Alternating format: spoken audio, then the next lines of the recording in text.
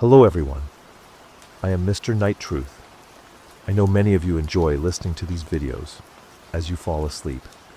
So before you drift off, I'd love for you to leave a comment letting me know where in the world you're tuning in from.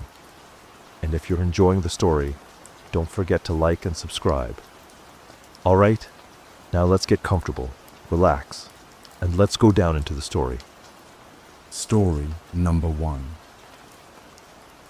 Everyone remembers the bodies, but what nobody talks about is how they were found facing the wrong way, as if they'd been trying to crawl back up the trail.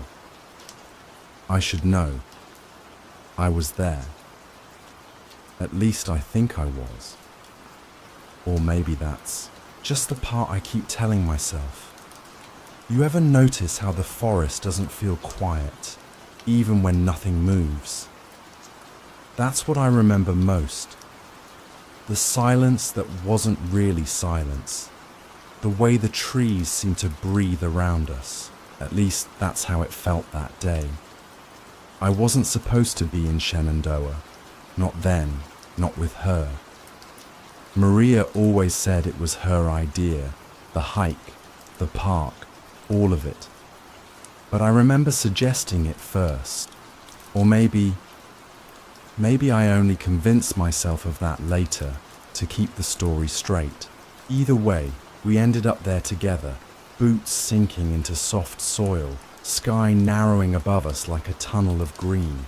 We'd been on the main trail for hours when it appeared, a split in the trees, narrow and uneven, like something carved by hands. That didn't want to be followed. It wasn't marked on the map. I swear I checked twice. Maybe 3 times. Still, Maria tilted her head at it, eyes bright with curiosity. "Shortcut," she said. Or no, wait. Did she say trap? I laughed then. Or at least I think I did. My memory smears the moment like wet ink. I told her we should keep going straight, that sticking to the main path was safer. And yet, the next thing I knew, my boots were crunching down that hidden trail, Maria right beside me. So maybe it was me. Maybe I was the one who chose. The deeper we went, the less the world made sense. The air cooled, heavy with the smell of moss and wet stone. Branches arched overhead, thick enough to dim the sunlight. It felt like walking into someone else's lungs, each breath drawn through us instead of by us. Maria seemed unfazed, humming some tune I didn't recognize. It echoed strangely, bouncing off trunks that looked closer than they should have been. Then we saw the first sign. Rocks, stacked carefully in a column. Not natural, not random. The kind of thing someone does to be noticed. 5 stones, balanced neatly, pointing toward nothing. Maria grinned, said hikers leave cairns all the time, but I swear there weren't any other hikers. Not one. The whole trail felt deserted, yet somehow watched. A little farther down, I spotted boot prints pressed deep into the mud. Relief shot through me at first. Proof someone else had been here. But the prints stopped suddenly, like the person just vanished. No turn, no break in the dirt, just a clean end. Maria crouched over them, tilting her head. Maybe they turned back, she offered. I wanted to agree, I really did. But when I looked closer, the last print wasn't shaped right. Toes pointed forward, but the heel dug too deep, too sharp, like someone had been dragged. I opened my mouth to say it, then closed it. Why make her nervous? She already thought I worried too much. So I told her it was fine. Just the mud playing. Tricks. That's when the whisper came. I can still hear it if I think too hard. Not words exactly, more like breath given shape. A rush of sound weaving between the trees, faint but deliberate. I froze, ears straining. Maria noticed and laughed softly. "Wind," she said, but her voice shook. She didn't believe it any more than I did. I told her it was the wind, tried to make it sound casual. My voice cracked on the last word. She stared at me, then glanced over her shoulder. Nothing moved, yet the forest felt full, like something hidden had just stepped aside, waiting. We walked faster after that. I don't remember deciding to, but our pace quickened, crunching twigs, snapping underfoot. Maria stopped humming. Every sound seemed louder. The rasp of our breath, the brush of leaves on fabric, the thump of my heartbeat pressing into my ears. At one point, Maria grabbed my arm. "Look," she whispered. Another rock pile. This one taller, 7 stones, arranged like a crooked tower. But perched on the very top was something else. A bootlace, frayed and knotted. Old, dirt-caked, but tied with purpose. Like someone wanted us to see it. Maria frowned, shifting uneasily. She whispered, "Maybe this is someone's marker." I wanted to say yes, wanted to nod and keep her calm, but my throat felt dry, words caught like splinters, because the lace wasn't just any lace. I recognized it. I'd seen it dangling from my own boot days earlier, before it snapped clean off. I hadn't thought much of it then, tossed it aside somewhere near the trailhead. And yet, here it was. Maria didn't notice me staring too long, didn't notice my hands shaking. She stepped ahead, insisting we keep moving. I followed, silent. But inside my skull, thoughts scraped like nails on glass. We should have turned back. I should have said something. But instead, I let her lead. Or maybe I pushed her forward. I can't tell anymore. The trail wound tighter, trees pressing closer until it felt like we were being funneled. Maria muttered something under her breath, too low for me to catch. I asked her to repeat it. She didn't. The whispers came again, louder this time, not wind, not imagination. Low and steady, threading from tree to tree. Maria's eyes darted nervously. I said nothing. I couldn't admit it wasn't in my head. Because if it wasn't, then someone else was there. When we reached a clearing, the world fell too quiet. No birds, no insects, no movement, just stillness, heavy and wrong. Maria set her pack down, stretching her legs. I stayed standing, scanning the trees. I swore I saw something shift between them. A shadow, taller than any branch, still as stone until it wasn't. I blinked, and it was gone. Maria asked if I was okay. I nodded. I lied. She smiled faintly.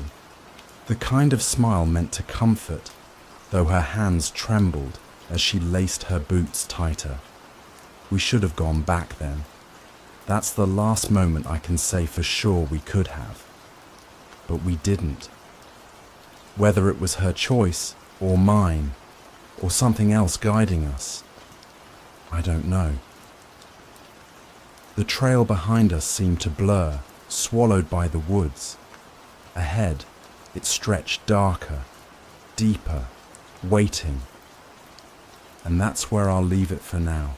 Because what happened when the sun began to sink? That belongs to another chapter. Darkness in the forest doesn't fall like a curtain. It seeps in, like ink spreading across water. That's how it felt when the sun sank behind the trees. Not a shift, but a drowning. We'd pushed farther than we should have, farther than I wanted to. Or maybe it was Maria who wanted to keep going. She always denied that later. But when the clearing dimmed and shadows stretched long enough to swallow our trail, she dropped her pack and said, "We'll stop here." And I agreed. At least I think I did. The silence was different at night. Thicker. Every breath sounded too loud, too personal. I lit the small fire, though the wood was damp, hissing and spitting smoke instead of flame. Maria sat close, her face orange and flickering, eyes darting toward the tree line like something waited just beyond the glow. That's when I saw the first shape. Tall, narrow, almost human, but too still. A darker shadow inside the dark. I blinked hard, rubbed my eyes. When I looked again, it hadn't moved, not an inch. Branch? Stump? I told myself yes. I told her nothing. But Maria saw my expression. "What is it?" she asked. "Nothing," I said quickly. "Just the trees playing tricks." Her lips pressed thin, like she didn't believe me, like she never did. She leaned closer to the fire, whispering, "We shouldn't have come this way." I wanted to argue, to remind her that she was the one who led us off the main trail. Or maybe that wasn't true. Maybe I'd been the one who pulled us into the woods. The memory shifts every time I touch it. Either way, I told her we were fine, safe, but I don't think I believed it. The night dragged on, slow and uneven. I tried to distract myself, fiddling with the fire, sipping lukewarm water from my flask. Maria kept glancing into the dark, shoulders tense, jaw tight. Finally she said it, low and shaking. "You told me we'd be safe here." The words hit sharp. I shook my head. "No, I didn't. You're misremembering." Her eyes snapped to mine wide, accusing. "You did, back at the split. You promised." "I never said that," I insisted. "I said the main trail was safer. You wanted this path." Her face crumpled in anger, or maybe fear. It's hard to separate the two in memory. She looked away, hugging her knees, whispering to herself. I told myself she was tired, that's all. But then I heard it. Footsteps, deliberate, slow, circling. Leaves crunching, measured like someone walking in a wide arc around our camp. My throat tightened. I turned, scanning the tree line. The fire spat and hissed, but gave no light. Beyond a few feet. "Do you hear that?" I whispered. Maria nodded, trembling. We both froze, listening. The steps faded, replaced by silence heavy enough to crush my chest. Then, closer this time, behind us. Crunch, pause, crunch. I grabbed a rock, my knuckles white. I shouted into the dark, "Who's there?" No answer. Not even an echo. Just stillness. When I looked back, Maria's face was pale, her lips parted like she was about to speak. But she didn't.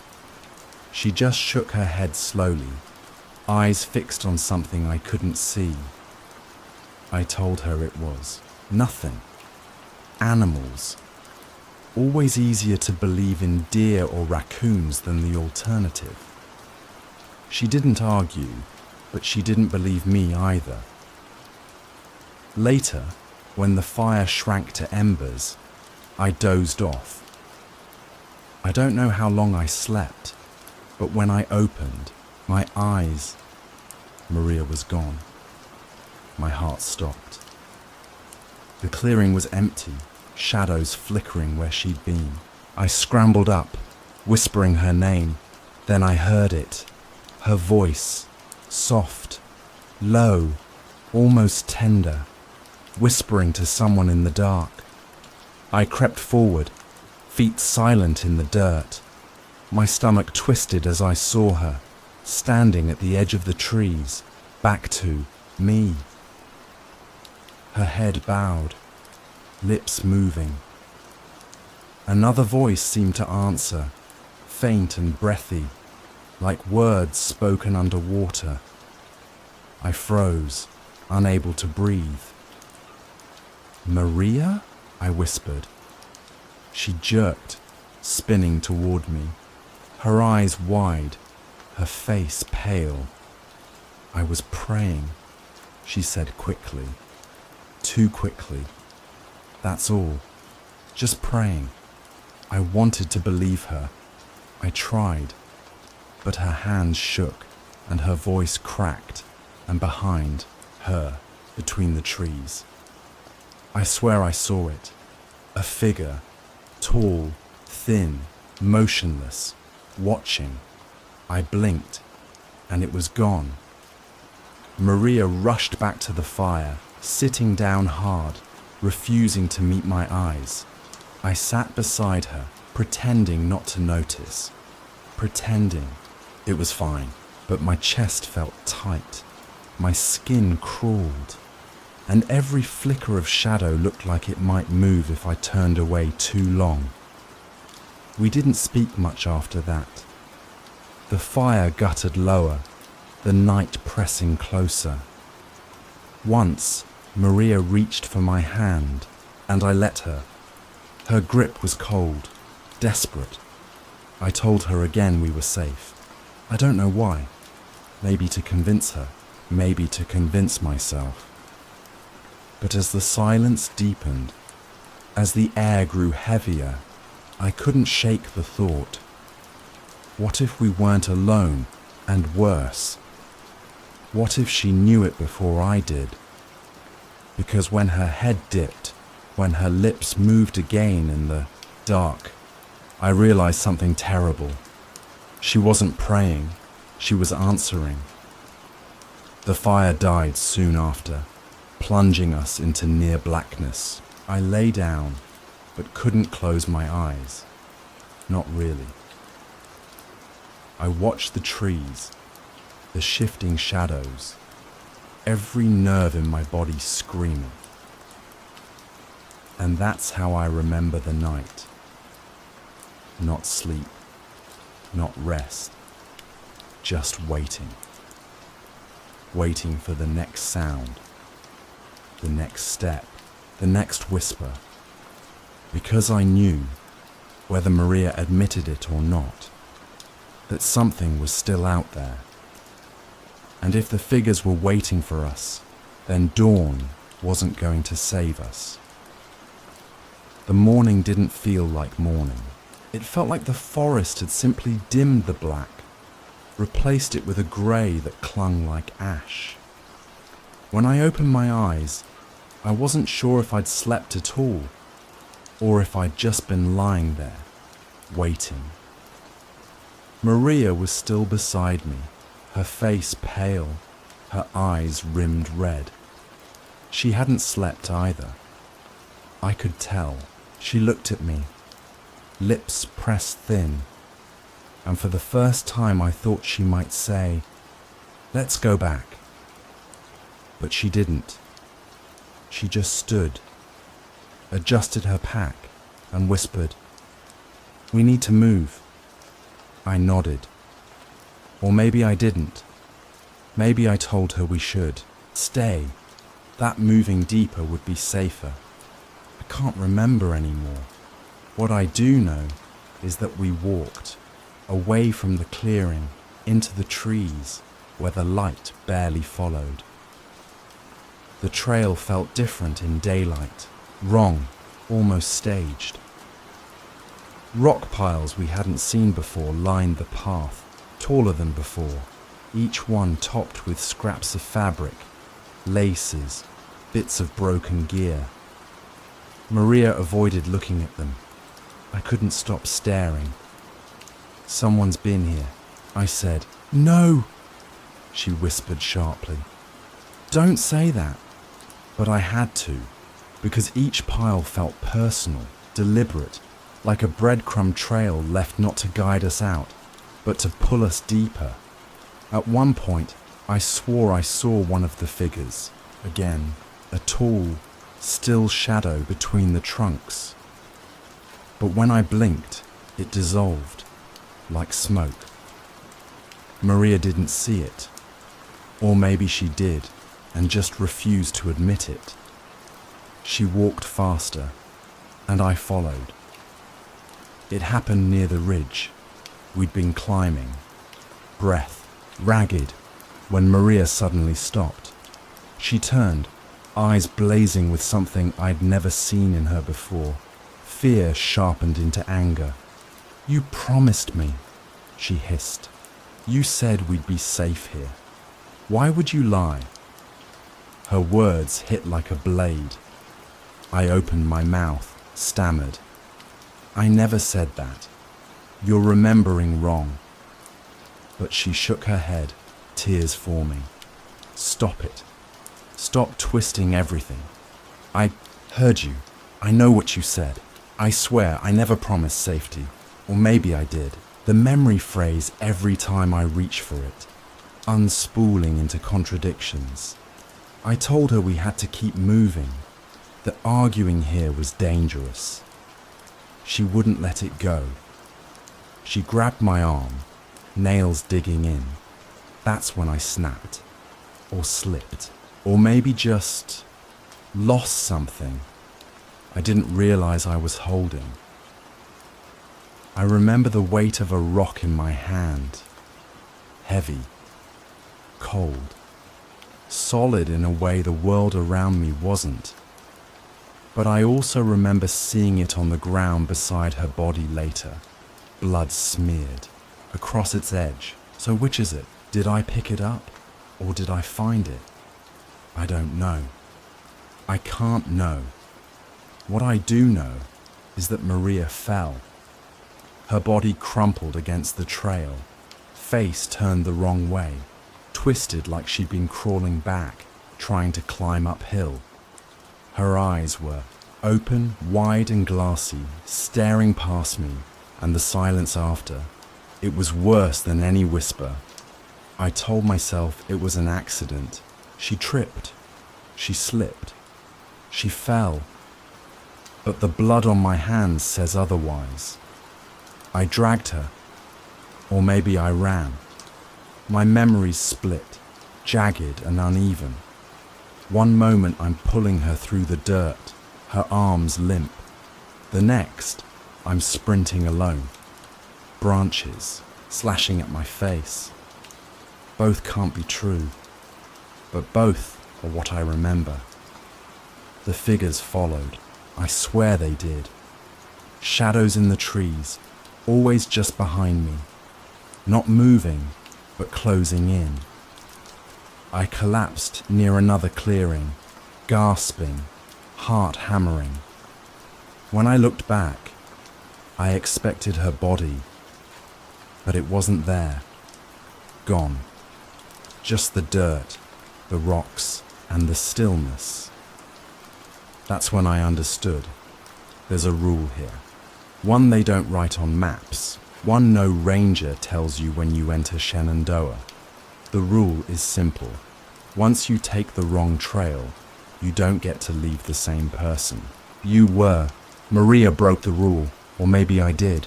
Maybe that's the truth neither of us wanted to face.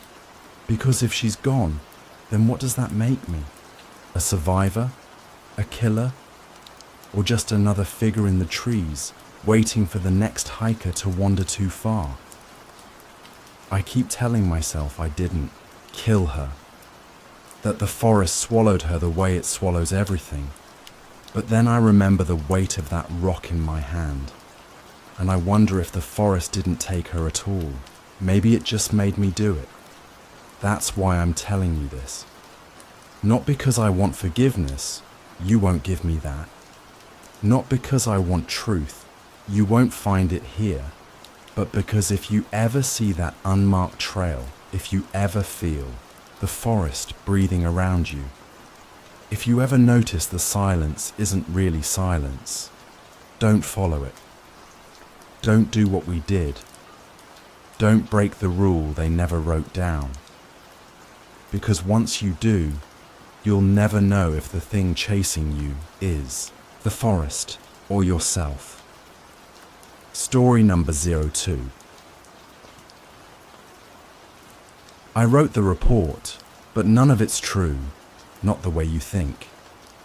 People see snow, bones, and tracks, and they assume a monster did it. But what if the monster was the one holding the flashlight? What if I was the one leaving? Those tracks? You ever notice how snow remembers more than people do? That's the part that haunted me. Everyone talks about snow like it's pure, soft cleansing. Fresh start, new page. But that night on Roan Mountain, I learned snow doesn't erase a damn thing. It holds on. It keeps secrets longer than any grave could. And I followed those secrets until I wished I hadn't. I'll start where I'm supposed to, though if I'm being honest, I don't think you'll believe half of it. That's fine. I barely believe it myself, and I was there.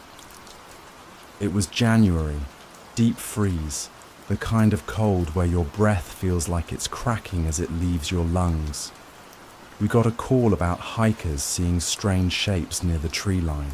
Most times, calls like that meant nothing. Shadows, deer, kids playing pranks. But dispatch sounded nervous, said the hikers swore they saw footprints, bare feet, out in that snow. Now I've worked mountain patrols long enough to know the way. The cold eats you alive. You don't walk barefoot out there unless you're either drunk, desperate, or something's wrong with your head, or unless you don't feel the cold at all. My partner, he was with me that night, though I'll keep his name out of this, said it was probably nothing. He had that laugh, the kind that covers nerves, like he was joking just to hear the sound. I didn't laugh. Because even before we left the cruiser, I already had a feeling about what we'd find. Like some part of me knew. We parked at the trailhead, and the forest swallowed us whole, flashlights out, boots sinking into crusted snow. And then we saw them. The prints. They were small, almost childlike, bare toes spread wide, pressed deep enough into the snow that you could see how the arches curved.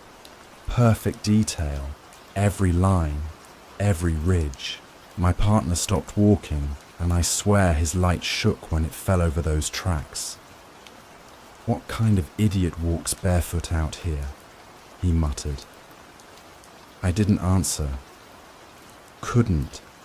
Because I was already thinking about the last time I'd seen prints like that. But I told myself not to go there, not to drag that memory out. This was different. It had to be. We followed the trail. The prints led uphill, weaving between fir trees, vanishing now and then where the wind blew harder, then reappearing like whoever or whatever was taunting us. Always just a few steps ahead, never fading the way they should have in that kind of weather. Kid got lost, my partner guessed. Took their shoes off, hallucinating. I nodded like I believed him, but I didn't. Because the prints weren't scattered or staggering like someone in trouble.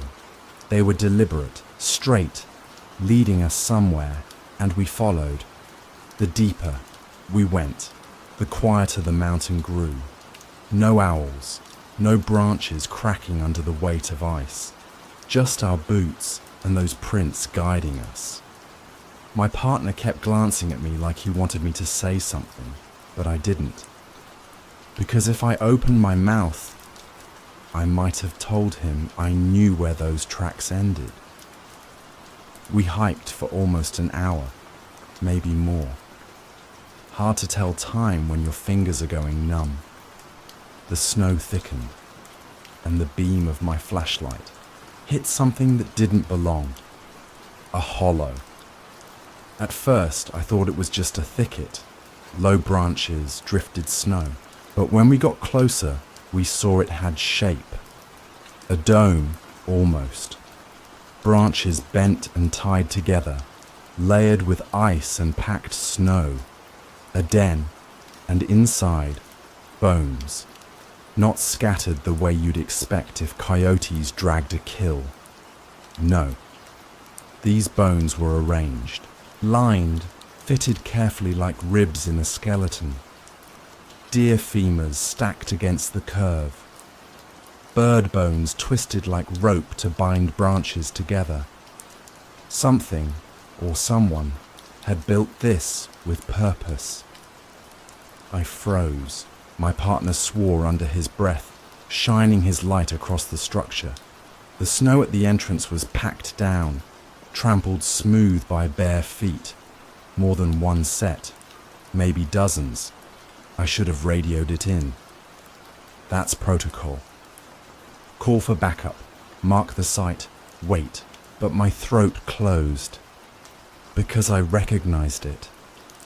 Not the exact nest, not the same pile of bones, but the pattern, the way the smaller bones braided into the larger ones.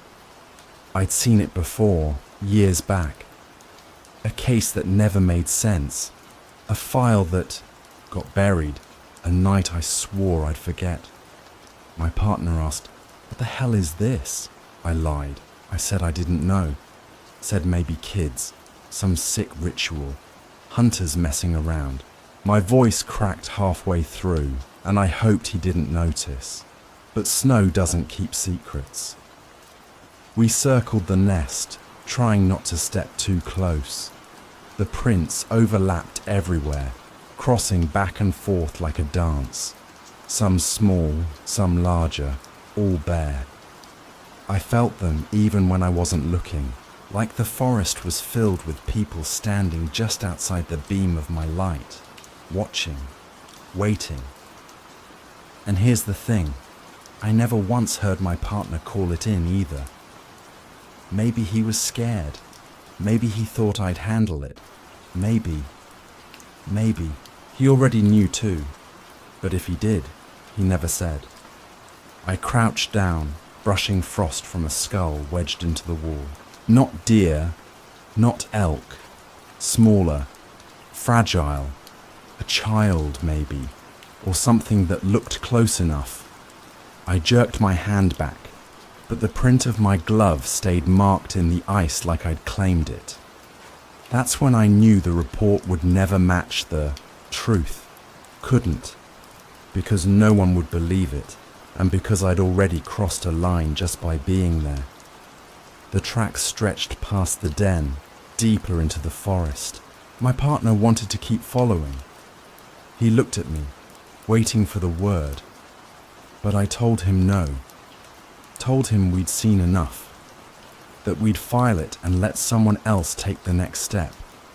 He didn't like that.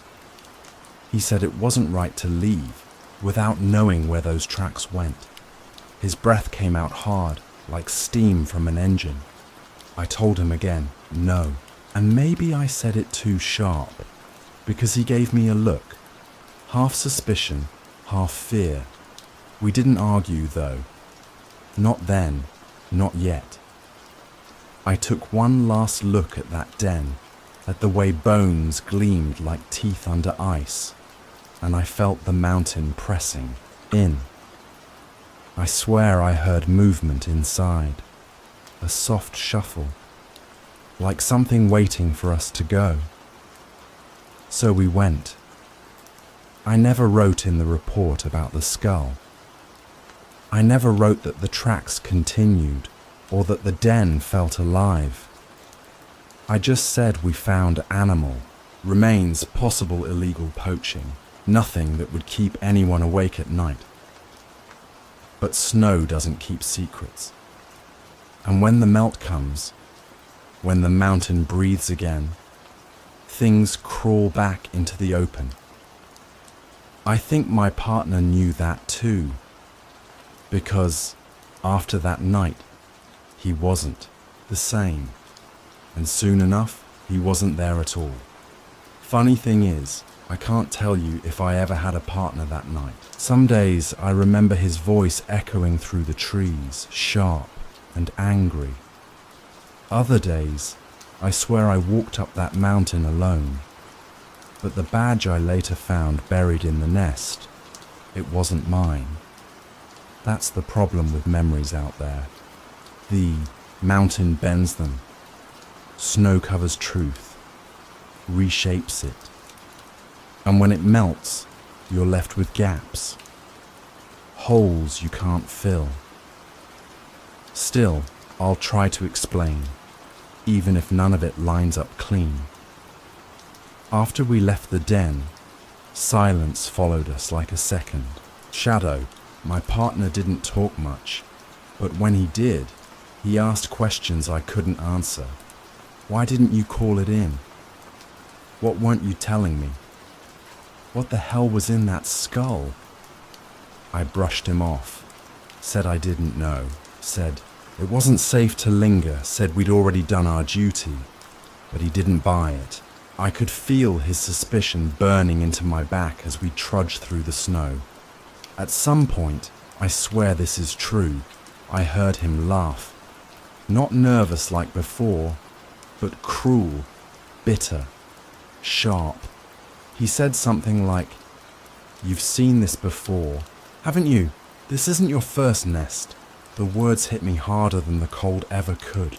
I spun, flashlight beam cutting across the trees. For a moment, he wasn't there, just tracks, his and mine, side by side. But when I blinked, he was back, shoulders hunched, breath curling in the dark. Maybe he hadn't spoken at all. Maybe the mountain had whispered it. But I didn't argue. We pressed on, though the prints from the den stretched farther into the forest, leading deeper than I wanted to go. My partner said we had to follow them, find the end. His voice cracked on, the word end, like he already knew it wouldn't be good. I told him no. He went anyway. He pushed ahead, light bobbing through the trees. I tried to keep up, but my boots sank deeper, my legs heavier with each step. I swear the snow was holding me back, sucking at me like mud. I shouted for him to slow down. No answer, just crunching, his boots, or maybe bare feet, or maybe bones splintering under the ice. Then I heard it, a scream, short, jagged, cut off too soon. I ran. Branches tore at my face. Snow blinded me, but I ran toward the sound. When I reached the clearing, he was gone. No footprints leading away, no blood, no torn fabric caught on bark. Just the prints we'd been following, circling the clearing like dancers around a fire that wasn't there. And in the center, a hollow in the snow, empty, waiting. That's one version. Other times, I remember it differently. I remember standing still, too scared to move while he kept shouting at me, saying I was hiding something, that I knew what the nest was, what the bones meant. His face red, spit flying in the cold air. And then, nothing. No scream, no chase. Just silence. like he'd stepped out of the world, mid-sentence. Sometimes, though, I think maybe there was never a partner at all. Just me, alone, chasing my own shadow through the trees. The badge? Maybe I planted it. Maybe I needed someone else to carry the blame. But that doesn't explain the voice. The deeper I went, the more I heard it. Sometimes his voice, sometimes others. Low, layered, echoing like wind through a cave. They said things I can't repeat. Or maybe I just don't want to. Words that crawled under my skin, made my stomach twist. And then there were the glimpses. Flashlight catching pale skin darting between trunks. Toes digging into snow without sinking. Faces half seen in the beam before vanishing. I'd swing the light back. Nothing but trees. But my heart knew better. Something was moving out there, circling me. I stumbled more than once. Each time, my knees cracked against frozen ground, and I'd hear it.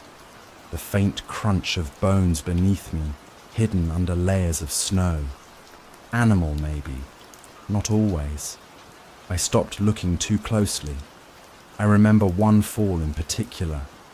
My hand landed on something hard. I brushed away frost, and there it was. A badge. Not mine. His. At least I think it was his. The number looked familiar, though I couldn't swear to it now. The metal was ice cold, edges rimed with frost. I should have felt relief. Proof he'd been real. Proof I wasn't alone.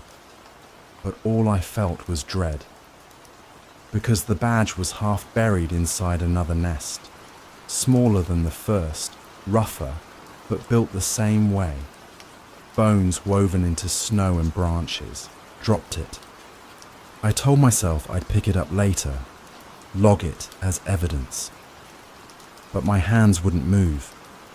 They shook, useless, like the mountain had drained all strength from me. After that, I stopped calling his name. Whether he'd vanished, been taken, or never existed, it didn't matter anymore.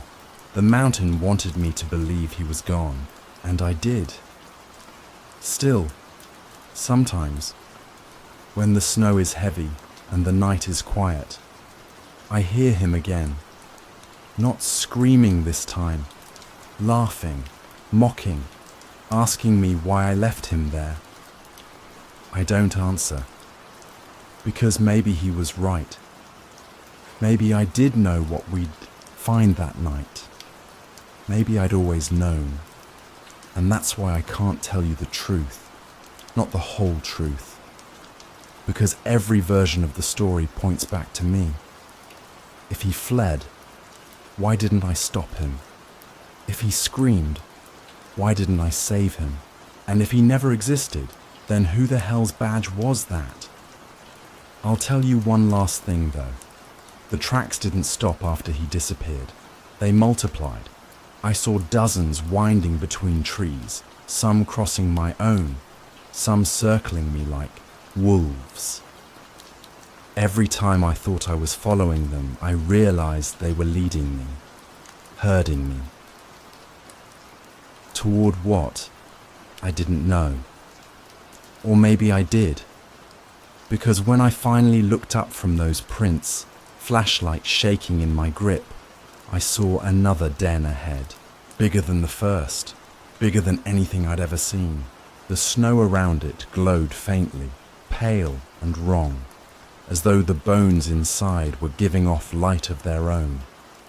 And in that glow, I saw my own footprints, leading straight into it. You ever follow a trail so long you realize you've been chasing yourself the whole time? That's when I knew. The tracks weren't leading me anywhere. They were mine. Every step, every indentation in the snow. My partner hadn't vanished into the forest. He'd vanished into me. But don't mistake this for a confession. I didn't kill him. I don't even know if he ever existed the way I remember. All I know is the footprints ahead of me fit my boots one moment, then shrank into bare toes the next. The snow showed me what it wanted, not what was real. I kept walking anyway. What else could I do? The bigger den loomed ahead, lit by some kind of glow that wasn't firelight, wasn't moonlight. The bones reflected it like mirrors, as though something inside pulsed faintly, breathing. I should have turned back, radioed for help, written the report straight. But the mountain had its grip on me. You think fear freezes you, but it doesn't. Curiosity does. That desperate hunger to see what comes next. Even if you know it'll ruin you. I stepped closer. The den towered over me, taller than any man, rib cage wide enough to fit a truck. Bones of all kinds wove through it. Deer, bear, birds, and others I won't name. Human bones, femurs like pillars, spines twisted like ropes, jaws still lined with teeth. Snow dusted every crevice, softening nothing. At the entrance, the tracks gathered. Dozens, hundreds, weaving and circling until they disappeared inside. My flashlight beam caught them, and for a second I thought they shifted. Fresh, wet, as though someone had just pressed them in. And then I heard it. My partner's voice. "Why'd you leave me? Clear as day, right behind me." I spun, light slicing empty air. No one there. Just trees, shadows, silence. But the prints in the snow had changed. Now there was only one set. Mine. Leading into the den. I swear I didn't mean to step forward. My boots just moved. Each crunch in the snow sounded louder, sharper, like cracking joints. Inside, the air was warmer, wet, like breath steaming against my face. My light caught the walls, rows of bones fitted tight, almost seamless. Too perfect to be random.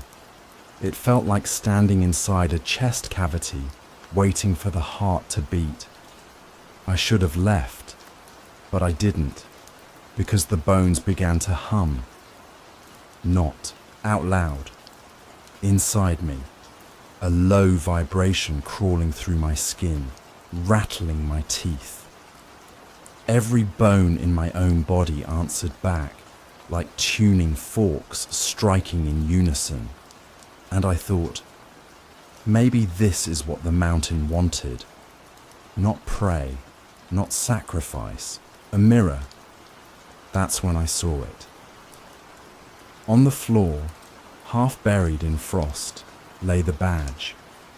My partner's badge. Same number, same shine. Except now it was bent, warped, like something had clenched it tight and let go. I picked it up. My gloves stuck to the metal, burning cold, and I swear the moment I touched it, I remembered everything, except none of it matched.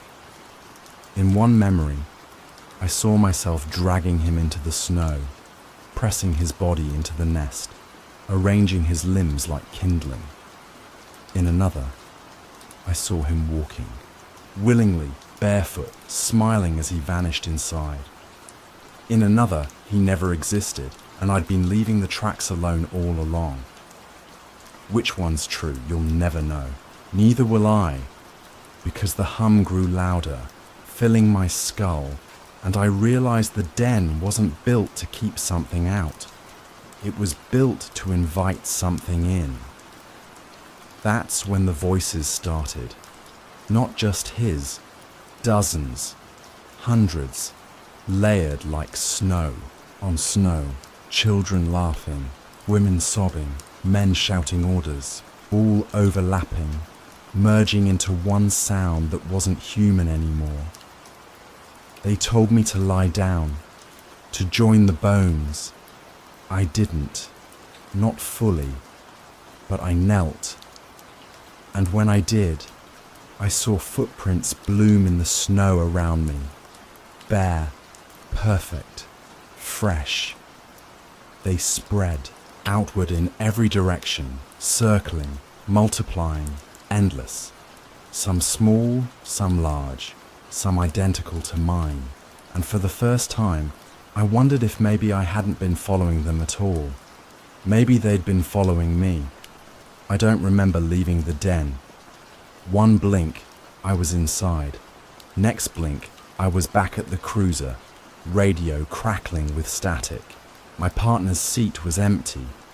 My gloves were soaked. And the badge was gone. I wrote the report that night. Poaching site. Animal bones. Nothing unusual. I wrote it because the truth wouldn't fit on paper, and because I knew no one would believe me if it did. Snow doesn't keep secrets, but people do. And I decided I'd keep this one. But the tracks kept appearing. Every winter after that, calls came in. Hikers reporting barefoot prints on the mountain, strange shapes, strange sounds. And every winter I was sent up to check. Every time I found them, and every time they looked more like mine. So maybe I did make them. Maybe I'm the one walking barefoot through the snow, circling dens of bones, whispering in the trees. Maybe that night changed me into something else, or maybe it's simpler. Maybe my partner never vanished because he never existed. Maybe the badge, the screams, the laughter, maybe all of it was the mountain teaching me what I was. That's why I'm telling you this now. Not because I want you to believe me, but because I want you to doubt me. Doubt the report. Doubt the story. Doubt every word I've said. Because when the snow falls again, and you see tracks leading off the trail, you'll follow them. You'll tell yourself it's your duty, your curiosity, your fate, and you'll find a den waiting. And when you step inside, when the bones start to hum, when the prints bloom at your feet, you'll remember me, or maybe you won't.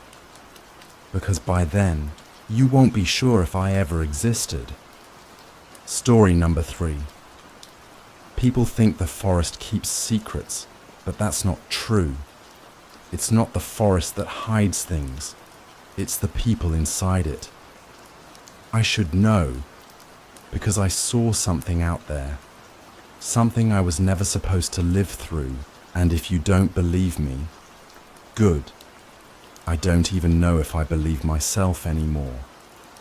You ever have the feeling that someone is watching you, but the second you turn your head, there's nothing there? That's what Pisgah Forest was to me. It wasn't a park. It wasn't trees and trails. It was eyes. Eyes that didn't blink, didn't move, didn't belong to anything I could name. I know how it sounds.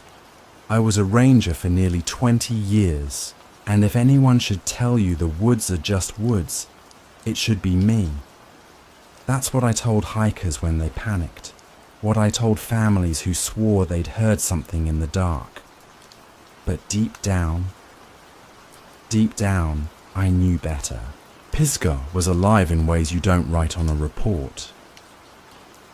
Back then, before retirement, my patrols stretched far past the areas most visitors saw, places the maps forgot. The deeper you went, the quieter it became, like the forest was holding its breath. I used to walk those ridges alone, boots sinking into moss, and I'd swear I could hear a rhythm under the soil. Not wind, not water. A low, steady thumping, like a drum being struck somewhere you couldn't reach. I told myself it was just my imagination. That's what you do in a job like mine. You explain things away. But it became harder when the sound wasn't just something I heard, but something I felt, like my chest would vibrate with it, like it was inside me. And then came Daniel. He was younger, fresh out of training, barely 23. I was assigned to mentor him, show him how to track wildlife, how to calm tourists, how to keep the park from swallowing people whole. He was eager, bright-eyed, always asking questions I didn't have answers for. "Do you ever feel like something's following you?" he asked me once as we hiked a ridge I used to patrol alone. I laughed it off, said, "The only thing following you here are mosquitoes." But his face stayed serious. "No, I mean it. Last night, I swear I saw someone in the tree line, just standing there. Now here's where I have to stop myself, because if I tell you what I thought, you won't believe me. Hell, I don't even know if I believe me anymore." But Daniel wasn't wrong. I'd seen it too, or something like it. A figure. Too far to make out, too still to be an animal. Sometimes if I blinked, it vanished. Other times it stayed, watching, patient. I should have told him the truth. Should have said, "Yes, you're right. You're not imagining things." Instead, I gave him the same lie I'd been feeding myself for years. That the forest was empty. That the things he felt pressing down on him weren't real. The problem with lies is that sometimes people go digging for proof.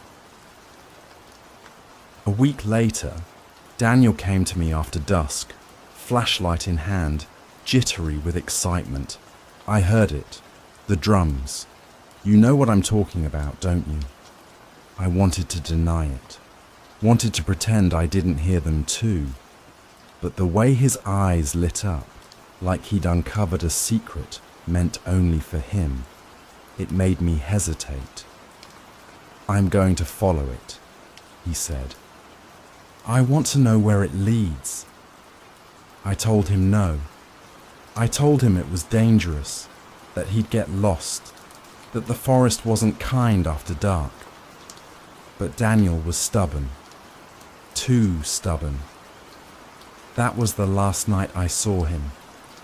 The official story, the one on record, is that Daniel went missing during a solo patrol. Search parties combed the forest for weeks. We found his flashlight, half buried in mud near a stream. We found his notebook, pages soaked and smeared, with sketches of symbols I couldn't make sense of, but we never found Daniel. That's the story I signed off on. That's the story his family was told. But it isn't the full truth. See, what I didn't tell anyone, not my supervisors, not the sheriff, not even the search party, is that I heard the drums that night too, louder than ever. They seemed to guide me, pulling me deeper into the woods. And for a moment, just a moment, I swear I saw Daniel's silhouette between the pines, moving toward the sound like he was being led. I followed, but I stopped. This is the part I can't explain. The forest narrowed, the trees pressed in tight, and the drumming turned into something else. Voices, low, chanting, like words I couldn't understand. My chest seized with fear, or maybe guilt. I don't know. All I know is that my legs froze. I couldn't move forward. I couldn't call his name. I just stood there, like the forest itself held me back. By the time I found the courage to push through, the sound was gone. So was Daniel. And here's where the memories start to blur. Did I really see him? Did I imagine the chanting? Was it fear that made me stop? Or something else? Sometimes when I lie awake at night, I wonder if I let him walk into something I already knew existed. If I sacrificed him without meaning to, that's the weight I carry. That's why I retired. People think it's age, bad knees, whatever excuse I give. But the truth is, I couldn't keep walking those trails, not with the memory of him out there, somewhere, maybe still listening to the same drums. Even now, years later, I sometimes hear them. Faint, distant, carried on the wind. And every time I think of Daniel's face, the way he looked at me like I had answers, like I could protect him. I couldn't, and maybe I didn't want to. No, that's not fair. I did what I could. Forget it. What matters is this. Pisgah isn't empty. There are places in those woods no hiker should ever stumble into. Places where the air grows heavy and the trees seem to lean in closer, listening. Places where you swear you're being watched, because you are. I told myself I'd never go back, never follow the sound again. But I know what comes next. You want to hear about the camp, don't you? The place that should have never existed. The place where I finally understood what had been watching me all along. I'll tell you, but don't expect it to make sense, because it doesn't. Not to me, not to anyone. They say if you walk deep enough into Pisgah, the trails stop belonging to people. I don't think that's true. I think they start belonging to someone else, someone who doesn't want you there, someone who never left. That night, I wasn't even supposed to be out there. I told myself I was retracing Daniel's steps, trying to find where he'd gone, but that was a lie. The truth is, I'd been hearing the drums again, low, steady, pulling me further with every beat. I didn't resist. I couldn't. They led me down paths I didn't recognize, through undergrowth so thick it felt like a hand closing around me. And then I saw it. A clearing. A place the maps never marked.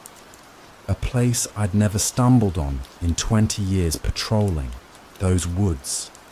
At first, I thought my eyes were playing tricks, but as the moonlight slid through the pines, it revealed structures, crude shelters made of branches and hides, fire pits ringed with stone, figures carved into the bark of trees, their faces hollow, mouths stretched open like silent screams. The air smelled of smoke, earth, and something sharp, metallic, like rust or blood. Hanging from the branches were bones, strung together into strange wind chimes. Some were small, like bird bones, but others were too long, too heavy. When the wind stirred, they clattered like teeth chattering in the cold. I froze. Every instinct screamed at me to turn back, but instead I stayed, crouched low at the tree line, staring into the clearing, because there were people there, not hikers, not campers. They were painted, ash smeared across their faces, streaks of red marking their chests. They moved barefoot, their skin glistening with sweat, their bodies lean and wiry like they lived, without walls, without tools, without time. I remember thinking, this can't be real. Nobody lives like this. Not anymore. Not here. But they did. They were alive, moving, breathing. They belonged to this place in a way I never would. One of them stoked the fire at the center of the camp. Another arranged small objects around it, Stones, bones, carved figures. Their movements were deliberate, ritualistic, and then the drumming began. It wasn't coming from any instrument I could see. It was in the ground again, in the trees, in my chest. Every beat made the fire leap higher. The painted figures began to chant, their voices low and guttural, speaking a language I didn't recognize. I should have left then. I should have run. But I stayed. I watched. And here's where things get complicated. Because I swear I wasn't alone. At first, I thought it was just the trees shifting in my peripheral vision. But no, there was someone crouched near me, close enough that I could hear their breathing ragged and fast. When I turned my head, I saw... No, that can't be right. I saw Daniel. Or maybe I only thought I did. His face was pale in the moonlight, his eyes wide, fixed on the camp, like he'd been waiting for me to see it. I wanted to grab him, shake him, ask him where the hell he'd been. But when I blinked, he was gone. I don't know if he was ever there, but someone was. I remember a voice, whispering so close it felt like it slid inside my ear. Don't look too long. Whose voice was it? Daniel's? Or Caroline's? Damn it. I shouldn't have said that name. Forget I said it. Back to the camp. The ritual grew louder. The fire flared until the shadows danced high into the trees.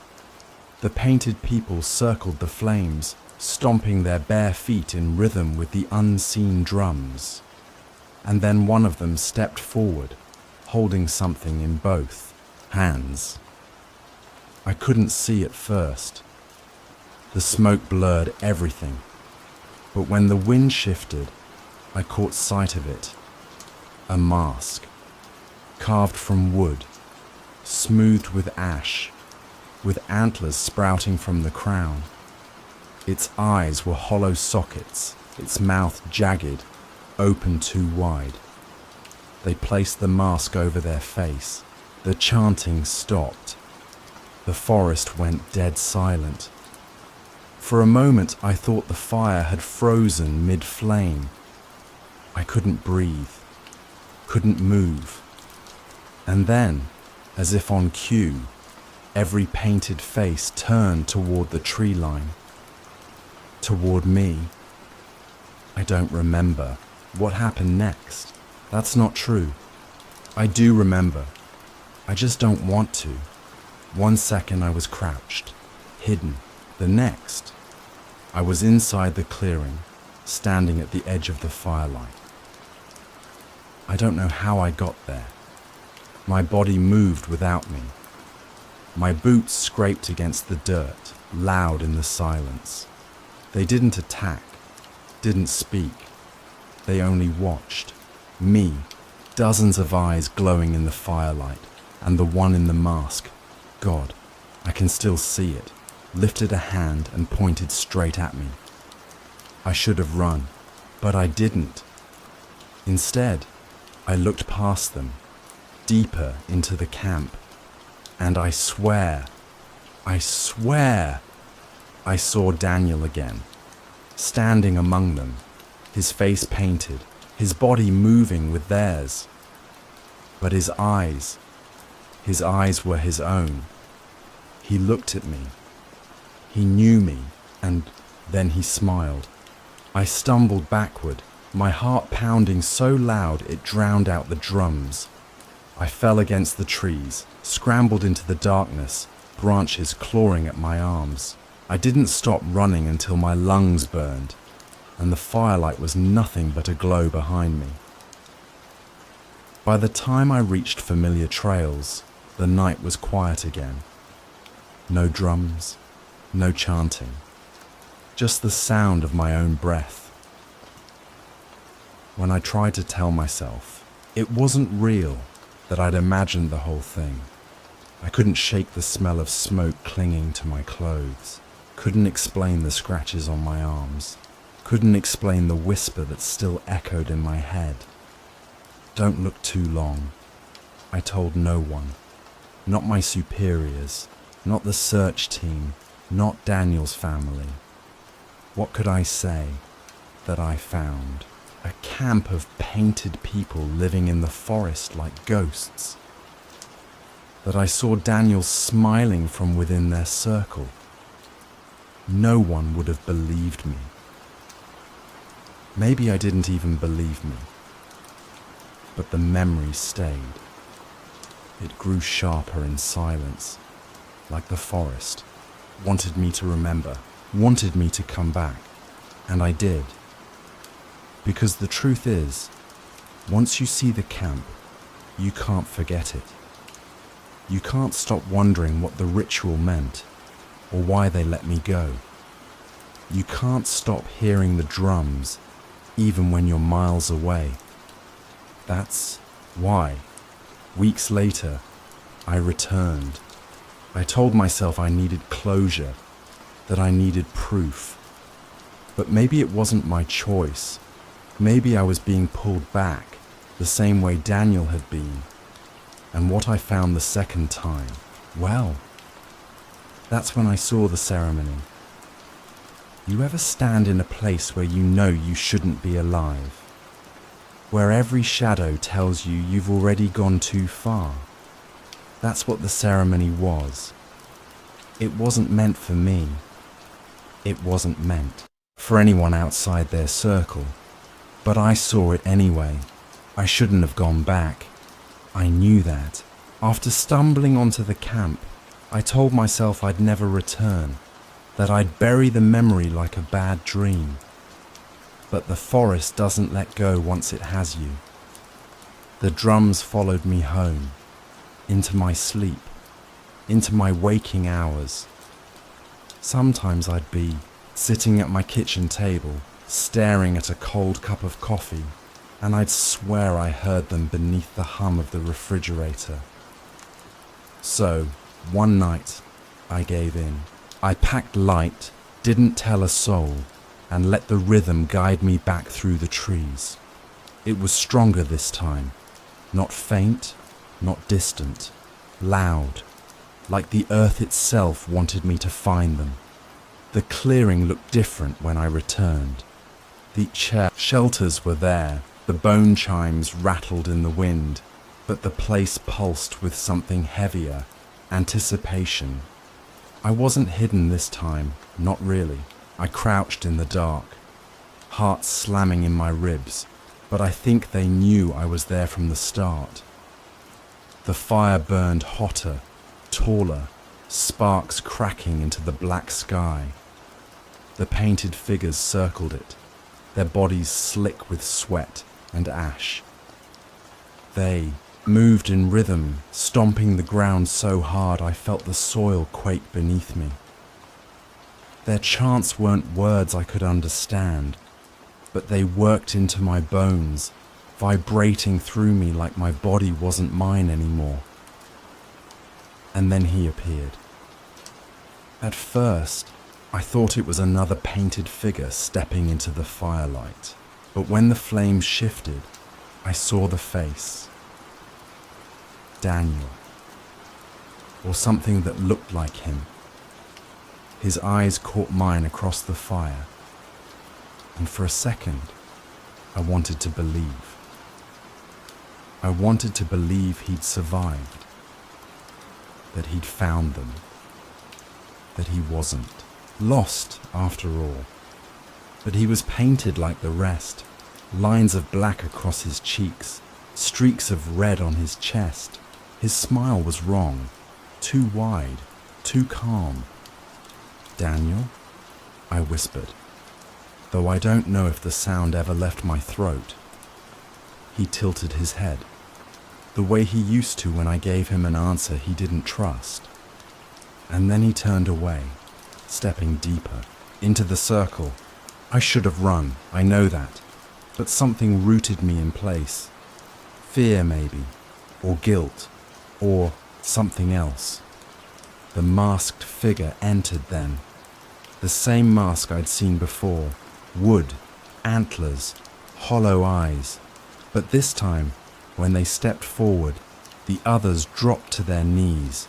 The fire roared as though fed by unseen hands. The chanting stopped. The silence was worse.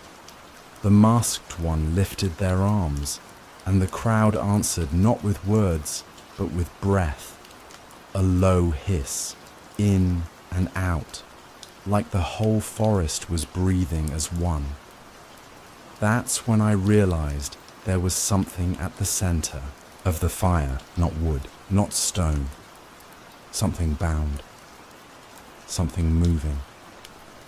I squinted through the smoke, and what I saw, I wish I hadn't. Arms tied behind a back, a head hanging forward, skin pale, streaked with ash. A person. I don't know who. Maybe another ranger. Maybe a hiker who wandered too far. Maybe Caroline.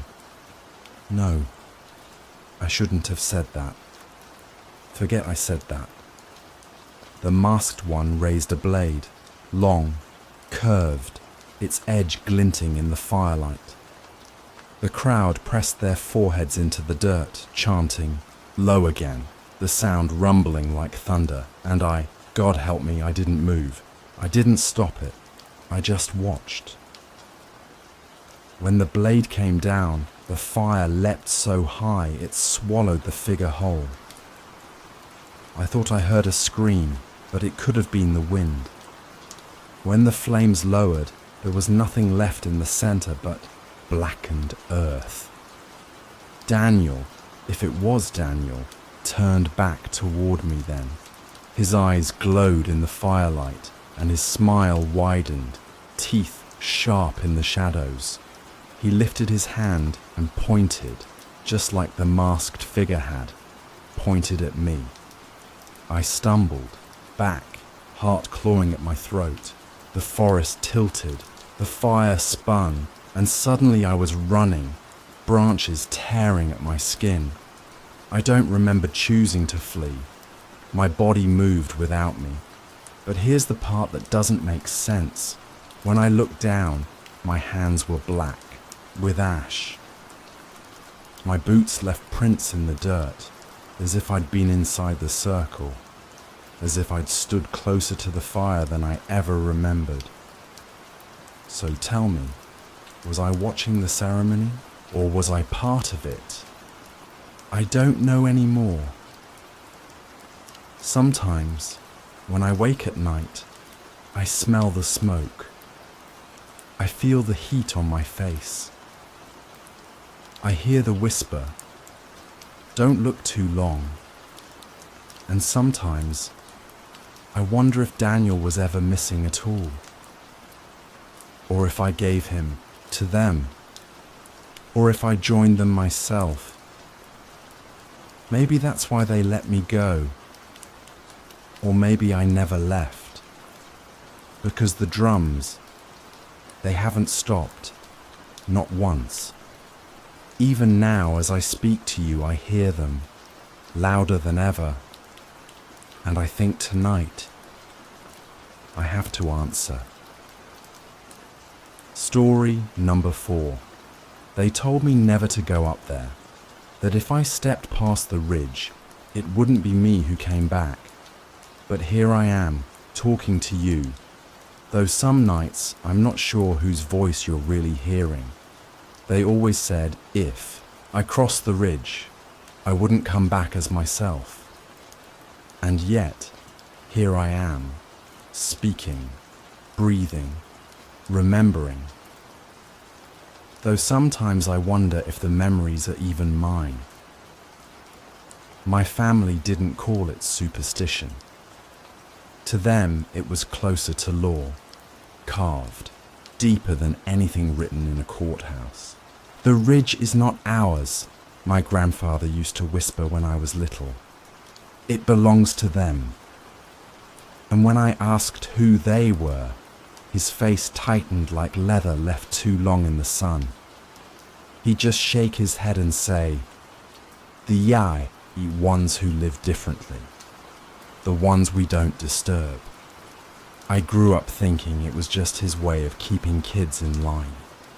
Every family has its ghost stories. Don't go in the woods. Don't stray too far from the river. Don't open the cellar door. But there was something in his voice when he said it, something brittle and unyielding that made me think it wasn't meant to scare. It was meant to remind. The pact. That's what they called it. No one in the family ever explained what the agreement actually was, only that we'd lived peacefully in those hills for generations because of it. My grandmother said the pact went back before her grandfather was born. My father told me never to ask questions about it. And my mother, she avoided the subject entirely, like even speaking of it would draw attention we couldn't afford. Still, as a kid, I was curious. I'd ask, was it a land dispute? A deal with neighbours? Something to do with old mining rights? Sometimes they'd answer yes, sometimes no, sometimes not at all. The story shifted with each telling, but one thing never changed. We were forbidden from crossing into the woods past the ridge. I didn't believe them. Not really. You grow up in Appalachia, you learn the mountains are full of whispers, but they're made of wind and wildlife, nothing more. At least that's what I told myself when I was old enough to go exploring. It was Maria who first dared me. At least, I think it was Maria. She was my cousin, or maybe just some girl my aunt brought around once when I was 15. I remember her sharp laugh, the way she grinned like she knew I'd never say no to her. "What's the worst that could happen?" she asked, pointing at the ridge like it was just another hill. "Your grandpa's story's gonna drag you back by the ear?" But later, when I try to picture her face, it blurs. Sometimes I'm not even sure she was really there that day. Sometimes I think it was just me, alone, daring myself. The first step, past the ridge, felt like a trespass. The ground sloped differently, as if the mountain was leaning away from me. The trees grew close together, bark scarred with deep carvings I didn't recognize. They weren't letters, not English anyway. Spirals, jagged slashes, a pattern that seemed random at first, but made my head ache the longer I stared. Maria laughed, at least I think she did.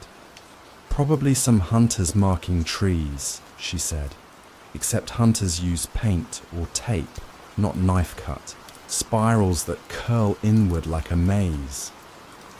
I remember hearing laughter then. Not Maria's, higher, fainter, like it came from everywhere and nowhere all at once. "The wind," I told her. Or maybe I told myself. But the wind doesn't laugh. Not like that. We walked deeper, past the kind of silence that makes your ears ring. The deeper we went, the more I noticed little things. Stones stacked into neat piles.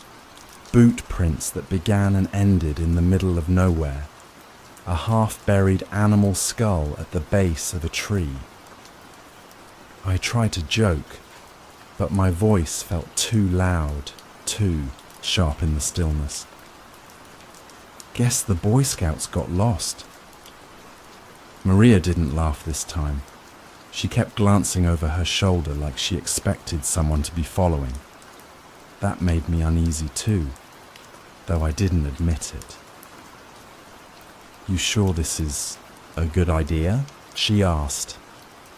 I remember answering, "You're the one who wanted to see it." But later, When I replay that moment, the words sound wrong in my mouth. Sometimes I swear it was me who wanted to go deeper, who pulled her forward even when she hesitated. And sometimes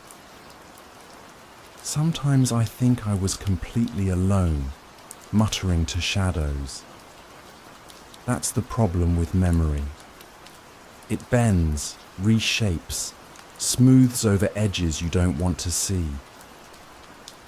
We stayed until the sky began to dim.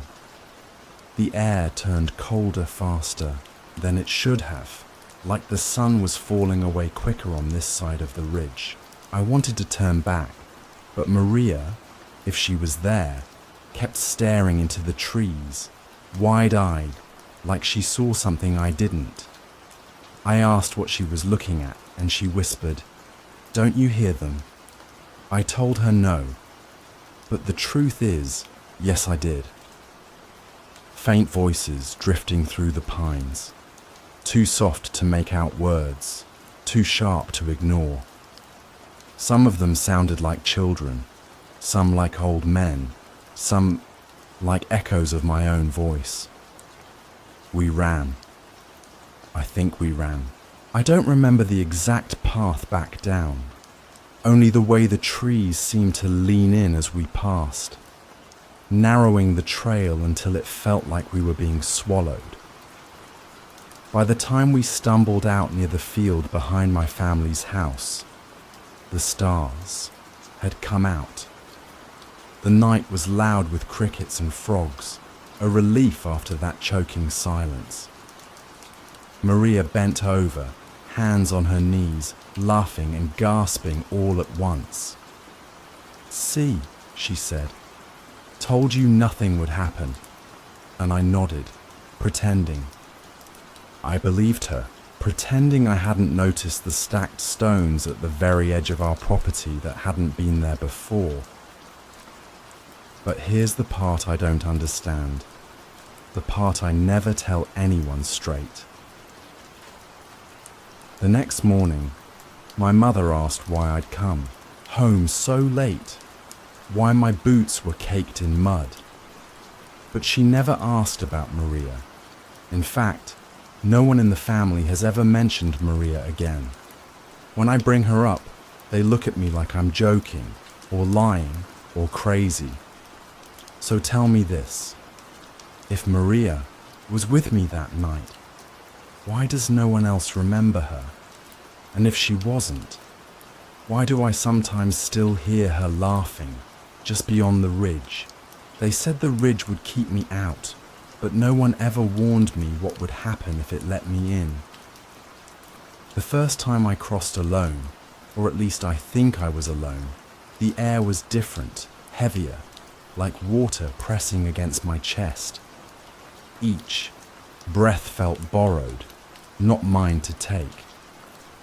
The ground dipped into a hollow that wasn't on any map, and that's where I saw them. At first, I thought it was a trick of the trees, shadows stretching into tall shapes. But then they moved, slowly, deliberately. Figures, too tall to be neighbors, too pale to be hikers. Their skins seemed to catch what little light remained, glowing faintly like the reflection of the moon off river water. And their voices, God, their voices, when one of them spoke. I heard my own words echo back, not quite in unison, but close enough to make my teeth ache. "You shouldn't be here," it said. Or maybe I said. The sound wrapped around me, familiar yet twisted, as though it was replaying my voice through a broken recorder. Neighbors, I thought at the time. Maybe squatters, maybe folks living off the land. Except no one had lived beyond the ridge for decades. My father said so. The old homesteads had rotted away before he was born. So who were they? One of them stepped closer, tall and straight-backed, eyes that looked both blind and too knowing. "We've been waiting," it, or I, said. "Waiting for who?" I remember asking, though my throat was dry, and the sound came out thinner than I meant. "For you." That was when I should have run. I know that now. But something in me froze. It wasn't fear, not exactly. More like recognition, like I had stumbled into a family reunion no one told me about. They spoke in fragments, about an agreement, about promises made. "Your family knew," one whispered, though its lips never moved. They remembered, until you. I told myself it was just echoes in the valley, the way sound bounces off stone. I even laughed, though it sounded hollow. "You've got the wrong man." But one of them, closest to me, leaned forward and whispered something only my grandfather could have known. A phrase he used to say to me when I was a boy, late at night, after telling me the ridge stories. "You don't belong to yourself." How could they know that? Unless I wasn't alone after all. Unless I'd never really been alone. I camped there that night. At least that's what I remember. I built a small fire. Tried to convince myself I was imagining it all. I told myself Maria had been with me once, and maybe she was still here, somewhere keeping watch. The trees shifted in the wind, and for a moment I swore I heard her laugh again. But the truth, when I woke, there were no ashes, no fire, nothing but dirt beneath my nails and the sour taste of another voice in my mouth. I kept telling myself I was alone. I said it out loud, to the trees, to the dark. "I'm alone. I came here by myself." But the silence that followed didn't feel empty. It felt like listening ears, patient, waiting for me to admit the lie. That night, one of them, or maybe all of them, sat across from me. I remember because I heard my own voice speaking back at me, calm, steady, saying things I didn't want to hear. "Your grandfather crossed once. Your father nearly did. But you are the one we've waited for." I denied it. I said I didn't believe in pacts, didn't believe in watchers beyond the ridge. But the figure only tilted its head. My head, like it pitied me. Belief was never part of the bargain. When I blinked, it was gone. Or maybe it had never been there. I tried to convince myself it was a dream, just a trick of exhaustion, a story I half invented in the fog between sleep and waking. But when I crawled out of my tent at dawn, I found the earth disturbed, freshly turned soil in long, narrow lines, like something had been buried or unearthed. With that same soil, I didn't dig. I swear I didn't. But when I touched my face, the dirt crumbled, dry and fine, as though I had clawed the ground in my sleep. I wanted to leave then, to run back to my family's land and never look over my shoulder. But I couldn't. Something in the ridge held me, like the trees had leaned together overnight, sealing the way back. That's when I heard the laughter again. Not Maria's this time. Softer, closer. Children maybe, or echoes of children. The sound circled me, weaving through the trees. "Stop it!" I shouted, though my voice cracked, thin against the weight of theirs. Just stop. They did. Silence returned so fast it rang in my ears. And then, in the stillness, a whisper brushed my skin, too close to be imagination. You already agreed. I turned, but no one was there. No footprints, no figure, no sign. Just my own breath. Ragged in the cold, I stumbled back toward camp, though I don't remember lying down again. All I remember is waking the next morning with a sharp ache in my chest, like someone had pressed their hand over my heart while I slept. My shirt was damp with soil, the collar stained dark where it touched my skin. That was when I knew whether they were real or not, whether I was dreaming or losing my mind. The pact wasn't just a story, and whatever my family had promised, them, it wasn't finished. You ever keep a secret so heavy it bends your spine? That's what this is. That's why I can't stand straight anymore, because the truth isn't something you speak. It's something that rots you from the inside when you try to hold it in. And my family's truth was never written down. That's how I know it was real. Paper burns, ink fades, but a story whispered. From mouth to mouth it burrows in, it stains blood. The pact protects us, my grandfather used to say, but it binds us too. Remember that. I thought I understood. I thought it was just a warning, the kind old men give to keep kids in line. Don't break curfew, don't talk to strangers, don't cross the ridge. But after those nights in the hollow, after hearing my own voice come back to me in the dark, I realized there was more, much more. I tried to leave, I swear I did. Packed a bag, started down the road, told myself I'd never look back. But when I reached the first bend by the old oak, the road seemed wrong, too long, too quiet. Like I'd been walking for hours and gotten nowhere. That's when I saw them again. Not on the ridge this time, not hidden among the trees, standing right there on the road, waiting, tall, pale, patient. You can't leave, one said, though its mouth never moved. I never agreed. I spat back.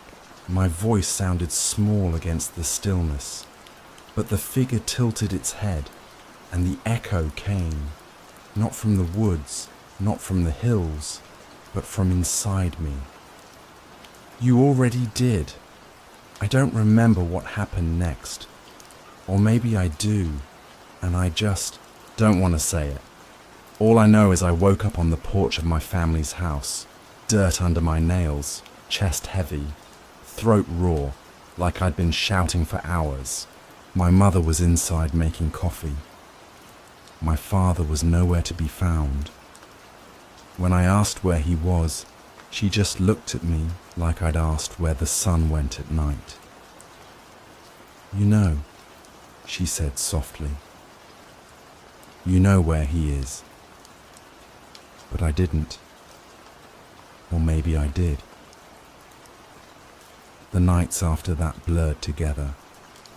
I'd dream of Maria standing by my bed, hair tangled, eyes wide, whispering, "It's your turn now."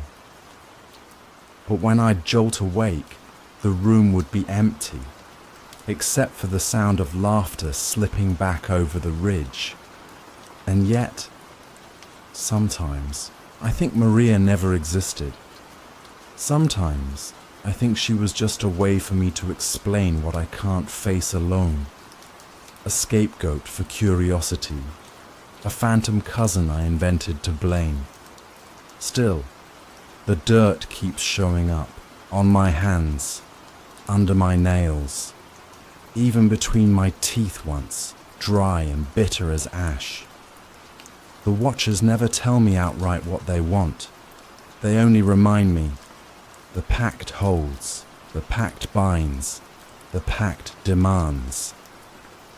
I asked my mother once, really asked, demanded answers. She didn't yell, she didn't scold, she just pressed her palm against my cheek, trembling, and whispered, "You should never have crossed." Then she shut her eyes and wouldn't speak to me again. Do you see it now?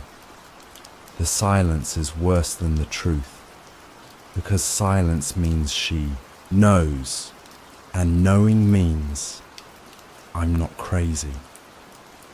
One night, I followed the laughter back into the woods. I told myself I'd end it, that I'd face whatever waited there. I carried a lantern, though its light barely touched the trees. The carvings were deeper this time, fresher, like someone had just cut them. Spirals twisting inward, slashes splitting bark. That's where I saw him, my father. He stood among the pale figures, calm, unafraid, like he'd been there all along. His clothes hung loose, his face drawn thin, but his eyes were steady. "You weren't supposed to come," he said. His voice was his, but also theirs, doubled, tripled, echoing around me. "Why?" I demanded. "Why didn't you tell me?" He just shook his head. Because the rule was never to be written, never to be broken, never to be spoken aloud. I wanted to ask what the rule even was, but the words stuck in my throat. And then the figures, neighbors, watchers, whatever they are, stepped closer, and I heard my own voice answering for him. The rule is sacrifice. I don't remember agreeing to it. I don't remember giving myself over. But when I woke the next morning, my father was gone, and I was standing at the edge of the ridge with the taste of soil thick in my mouth. The family didn't ask where he went. They didn't even look surprised. My mother served breakfast like nothing had happened, though her hands shook so badly she spilled the coffee 3 times. And me? I stayed quiet, because I finally understood. The pact wasn't about land. It wasn't about peace with neighbors. It was about balance. They leave us alone until the ridge calls one of us back. Now it's my turn. I tell myself I can resist it, that I can hold out longer than my father, longer than my grandfather. But each night, the whispers draw closer. Sometimes they speak with Maria's voice, sometimes with my father's, sometimes with my own. And when I wake, the dirt is always there. So maybe I haven't resisted at all. Maybe the rule was never about choice. Maybe the rule is the choice was made long before I was born. You're listening to me now, and maybe you think I'm lying. Maybe you think I'm broken. But ask yourself this: why did my family survive in these hills when so many others didn't? Why do our graves sit full and heavy while others lie empty, forgotten? It's because we remembered, because we honored the pact, because we obeyed the rule. And now it's carved into me, same as those trees, spiraling deeper each time I speak it out loud. Don't cross the ridge. Don't follow the laughter. Don't answer when your own voice calls back. Because once you do, you don't belong to yourself anymore. Final haunting close. That's the rule they never wrote down, and I broke it. And now, so have you, just by hearing it. Story. I know what you're thinking. Elevators don't just make stops that aren't on the panel. And you're right. They don't. Unless you count the night I pressed 5 and ended up somewhere between my own memories. And a locked basement that doesn't exist. At least that's what I told the police. If I told you the elevator in my building had a button that doesn't exist, you'd think I was lying. But that's the problem. I thought I was lying too until the night I pressed it. And I swear to you, it took me somewhere that isn't supposed to be real. That's how it started. Or maybe that's just the version I've been rehearsing for myself. You'll forgive me if I get things mixed up. Memory is a slippery thing, especially when the walls of this place seem to shift every time I close my eyes. I've lived in this building for 3 years. It's one of those forgotten apartment blocks squeezed between the nicer parts of the city. The kind of place nobody chooses. You just end up here. Rusted mailboxes, buzzers that don't work, and the elevator. God, the elevator. It groans every time it moves, like it's dragging more than just passengers between floors. Some nights, when the cables whine, I can't tell if it's the sound of machinery or the building itself breathing. I don't have many neighbours, not the kind who talk anyway. Most people pass by quickly, eyes lowered. But there's one woman I used to see often, a neighbour who lived on the 5th floor. She always smiled at me in the hallway, even when I avoided her eyes. I didn't know her name back then. I wish I'd asked. Now well, you'll see. It was late, maybe past midnight, when I found myself in the elevator that first night. I remember the lights flickering. Half the bulbs burned out long ago, so you only get these fractured flashes of yourself in the steel walls. I pressed the button for my floor. At least, I thought I did. But when I looked closer, my finger was resting on something else. A button with no number. Just a blank, worn circle of brass, as if someone had rubbed away whatever label used to be there. Now here's the part I can't explain. I'd never seen that button before, and I've taken that elevator every day. You'd think I'd have noticed it, but somehow, that night, it was just there, waiting.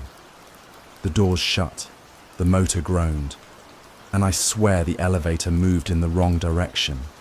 It felt slower, like sinking, not climbing. I tried to laugh it off, tell myself it was nothing, but when the doors opened, the hallway outside wasn't the one I knew.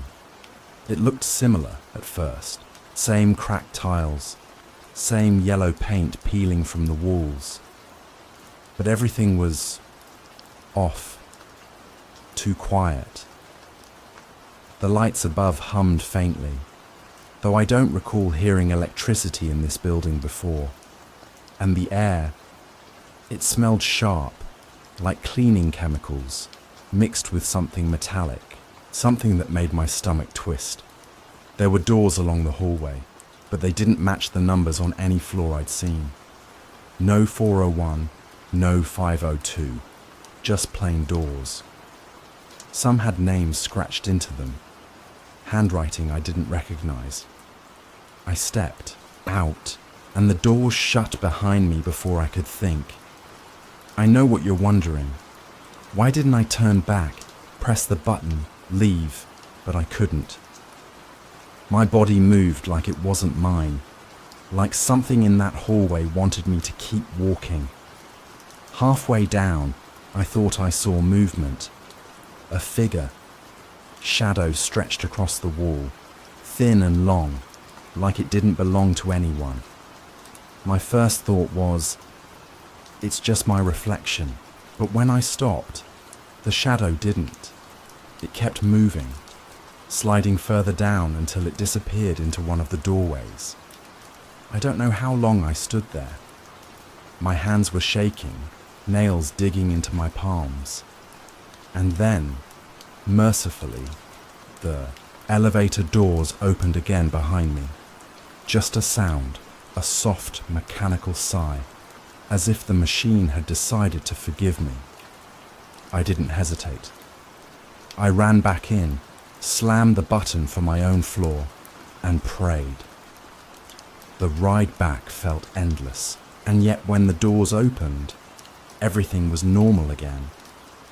Hallways with the right numbers, the faint stink of mildew I'd grown used to. Nothing out of place. For a while, I convinced myself I'd imagined it. Maybe I'd fallen asleep in the elevator. Maybe it was just a dream. That's easier, isn't it? To call it a dream.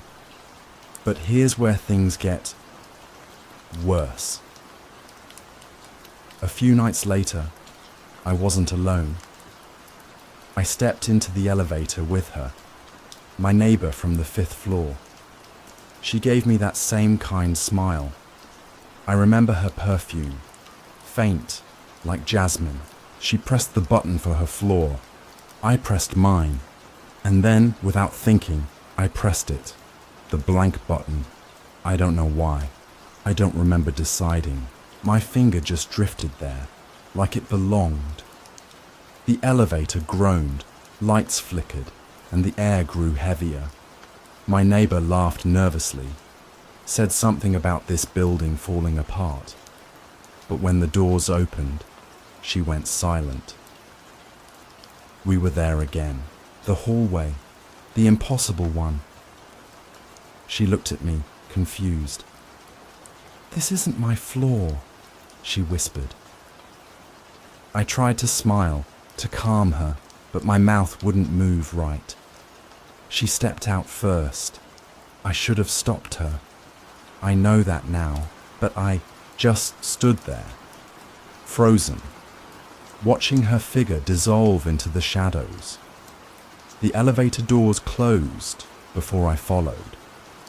Or maybe I didn't follow at all. That's the detail I can never hold on to. Sometimes I remember stepping into that hallway after her. Sometimes I remember the doors shutting in my face. What I do know is that when I reached the 5th floor again, she wasn't there.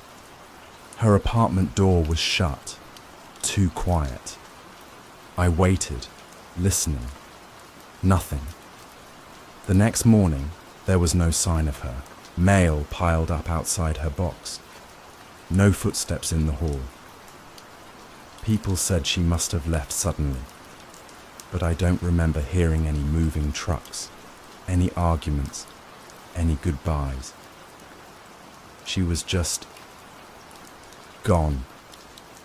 And yet, this is important. I still smell her perfume sometimes, faint, drifting through the elevator when no one else is there. Jasmine, sweet, wrong. I told myself not to press the button again, not to look for that hallway, but it's hard to stop when something calls to you. Harder still when you realize the elevator remembers, and that's how the trouble began. I didn't kill her. I need you to understand that. People keep twisting my words, saying I admitted something I never said. But if she never came back from that place, how is that my fault? I didn't build the elevator. That's what I told the detectives, over and over. But their faces never changed. You know that blank look cops give you? Like they've already decided what happened and they're just waiting for you to confess. Yeah, that's the look I got. They asked me when I'd last seen her. I said, in the elevator. They asked where she went. I said, to a floor that doesn't exist. That's when the room went quiet. Not because they believed me, but because they didn't know how to write that into their little notebooks without smirking. One of them, the younger one, leaned forward and whispered, "You think that's funny?" His breath smelled like burnt coffee. I told him I wasn't laughing, but here's the part that bothers me. Sometimes, when I replay the moment in my head, I see myself laughing, not because anything was funny, but because my nerves crack in strange ways. I can't swear to you I didn't smile. And maybe that's why they don't believe me. The building manager was worse. He's lived here longer than anyone, shuffling around with his keys jangling like shackles. When I told him about the blank button, his eyes narrowed, not with surprise, no, more like recognition, like he knew exactly what I was talking about. But he shook his head anyway, muttering, "No such thing. Elevator's been the same for years." "Then explain it," I snapped. "Explain how I pressed something that isn't there and ended up in a hallway that shouldn't exist." He didn't look at me when he said, "You ought to get some rest." Rest. As if sleep is possible in this place. The thing is, I've been back. Not intentionally.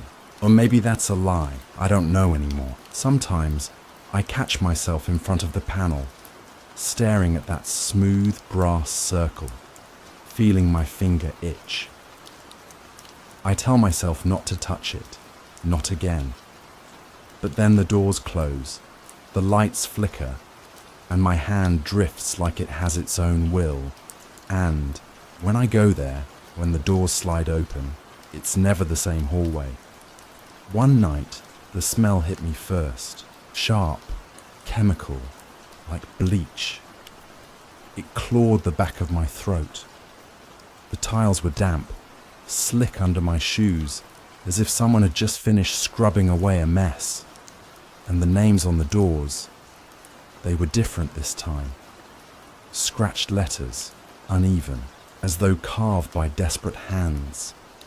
Some of them I recognized, people I hadn't thought about in years. My old teacher, my sister's name, even mine. I swear to you I saw my own name etched into one of the doors. And it wasn't neat lettering. It was jagged, frantic, like whoever wrote it didn't want me to open it. I didn't, not that night. But I heard voices, muffled behind those doors. Some sounded like whispers, others like crying. One of them, I'll never forget, sounded like her, my neighbor. Soft, trembling, repeating, "Let me out, let me out, let me out." Do you know what it's like, hearing someone beg from behind a wall? Your mind splits. Half of you wants to rip it open, the other half knows. If you do, you won't like what you find. When I told the police about the voices, they laughed.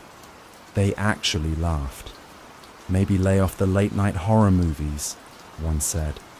I almost lost it right there, because I know what I heard. Here's the contradiction though, the part I can't get straight. Sometimes I remember her stepping out into that hallway. Other times I remember the doors shutting before she had the chance. Two versions of the same night, both equally sharp in my mind. Which one's true? I can't tell anymore. Going, but it doesn't promise you'll come back. The detectives pressed me on details. What was she wearing? Did she say anything? Did you follow her? I kept telling them the same thing. She disappeared. The elevator took her. They didn't write that part down. I think the manager told them I was unstable. I overheard him one evening outside my door, his low voice carrying through the paper-thin walls. Words like imagination, obsessed, and worse, dangerous. Dangerous. Funny thing is, I never felt dangerous until he said it out loud. And yet, every time I come back from that hallway, my clothes smell faintly of bleach. My shoes leave faint streaks on the lobby floor, like I've been walking through something wet. But when I check the elevator, it's spotless. No trace, no proof. Maybe that's why I started taking notes, writing down everything, times, dates, sensations. I thought it would keep me sane, anchor me to something real. But when I look at the pages now, half of them don't make sense. Scribbles, sentences that start and don't finish. Whole paragraphs in handwriting that doesn't even look like mine. And the names. God, the names keep showing up. The same ones I saw carved on those doors. Sometimes written in my notebook before I even step into the elevator. I showed one page to the younger detective, desperate for him to believe me. His face went pale, but he handed it back quickly, saying, "This isn't evidence." "Then what is it?" I asked. He didn't answer. "Do you see the trap? If I insist too hard, I sound insane. If I stay quiet, I look guilty. Either way, I lose. The manager won't meet my eyes anymore. The detectives come around less often, but when they do, their questions feel sharper. They circle me like vultures, and through it all, the elevator waits, because that's the part I can't stop thinking about. The elevator wants me to press the button. I can feel it, humming under my skin every time I ride. Like it remembers me, remembers her. I didn't kill her. I need you to believe that. But if she's not alive, then where is she? That's the question that keeps me awake at night. That's the question the elevator whispers every time the doors creak open onto that impossible hallway. And the last time I went there, I swear, I heard something new, my own voice, calling from behind one of the doors. And that's when I realized the worst part. The elevator isn't just taking me places that don't exist, it's showing me where I'll end up. You think I don't know what you're whispering about me, that I'm a liar, a killer, a lunatic. But here's the thing, you're right about one of those. I just don't know which. That's how I started the last time anyone asked me directly what happened. The detectives wanted a confession, the manager wanted silence, and I wanted clarity. But clarity doesn't exist here. Not in this building, not in that elevator.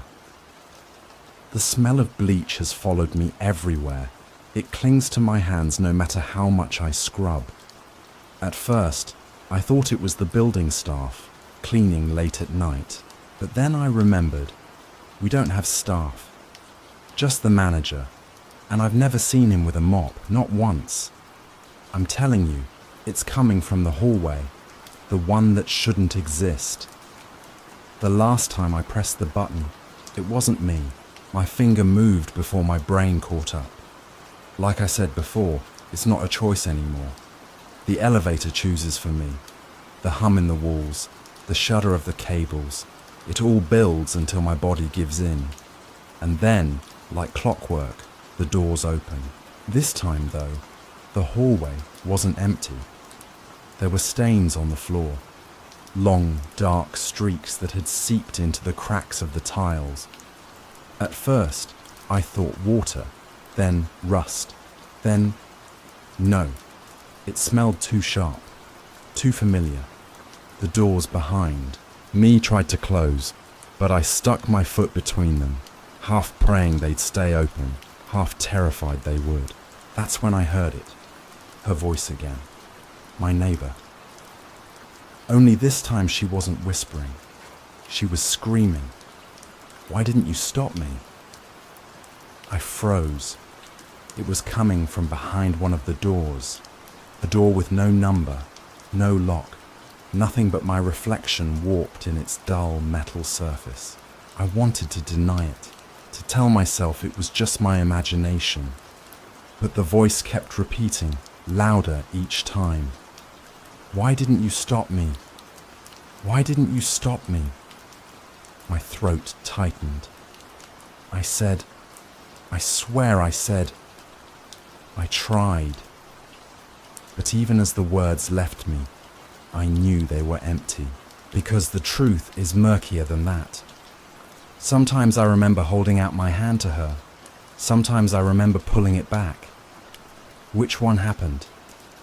Maybe both. Maybe neither. The manager's voice cut through my memory later when I confronted him.